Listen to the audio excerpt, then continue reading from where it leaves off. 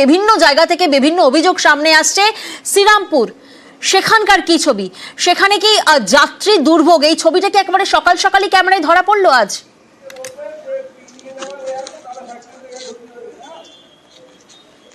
হ্যাঁ দেখো, শ্রীরামপুর যে একটা মানে ঐতিহ্যবাহী একটা হেরিটেজ শহর, সেই শহরকে ঘিরে কিন্তু বাস শিল্প কিন্তু গড়ে উঠেছিল মানে বহু বছর আগে।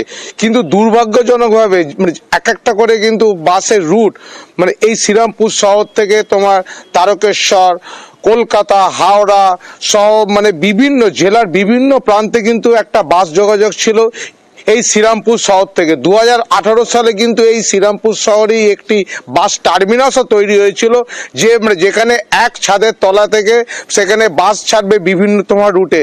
কিন্তু আশ্চর্য মানে হতাশজনকভাবে যেটা দেখা গেল যে গত বছর পর্যন্ত যেটা শ্রীরামপুর থেকে বাগবাজার ঐতিহ্যবাহী একটি রুট 1927 সালে হয়েছিল 3 নম্বর রুট, সেই বাস একটি মাত্র চলছিল, সেটাও কিন্তু 2024 ডিসেম্বর মাসে কিন্তু বন্ধ হয়ে গেল। ফলে একদিকে কিন্তু জেলা বাস শিল্প যেমন ধ্বংস হয়ে পড়েছে, মানে পাশাপাশি সরকারি বাস এই শ্রীরামপুর শহর থেকে হাওড়া হয়ে সল্টলেক ছিল, মানে শ্রীরামপুর দীঘা বাস ছিল, সে মানে সেটাও কিন্তু 3 বছর হলো তোমার বন্ধ হয়ে গেছে। ফলে শ্রীরামপুর থেকে যে বাস যে বিভিন্ন জেলার বিভিন্ন প্রান্তে মানে যাতায়াত করতো, সেই বাস শিল্পটা কিন্তু একদম ধ্বংসের মুখে। এখন একমাত্র হাতে গোনা কয়েকটি বাস চলে। সেই বাস টার্মিনাস যেটা একেবারে ঘটা করে উদ্বোধন করা হয়, সেই বাস টার্মিনাসে তুমি রয়েছো এই মুহূর্তে, সেখানে কটা সরকারি বাস রয়েছে?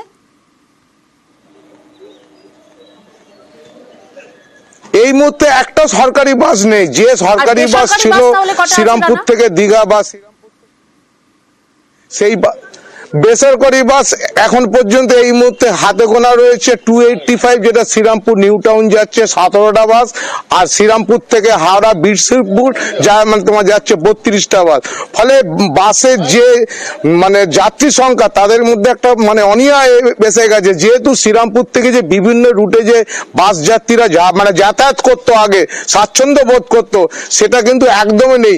ফলে তুমি দেখতেই পাচ্ছ একদম ফাঁকা, শুধু হাতে গোনা কয়েকটি বাস মানে দাঁড়িয়ে আছে, সেখানে কোনো যাত্রী কোনো আসে না।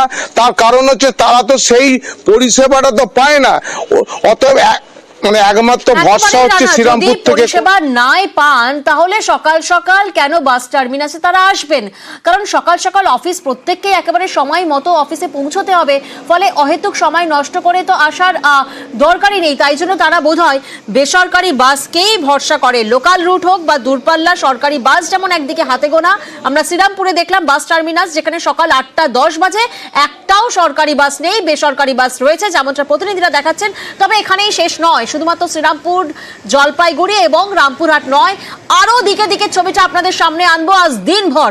সরেজমিনে হাল হাকিকাত আজ আমরা আপনাদের সামনে তুলে ধরবো। মুখ্যমন্ত্রী মমতা বন্দ্যোপাধ্যায় প্রশাসনিক বৈঠকে যে হুঁশিয়ারি দিয়েছেন, তারপর ছবিটা কি আদৌ বদলেছে, ছবিটা বদলানো দরকার, তাই আমাদের এই প্রচেষ্টা আজ।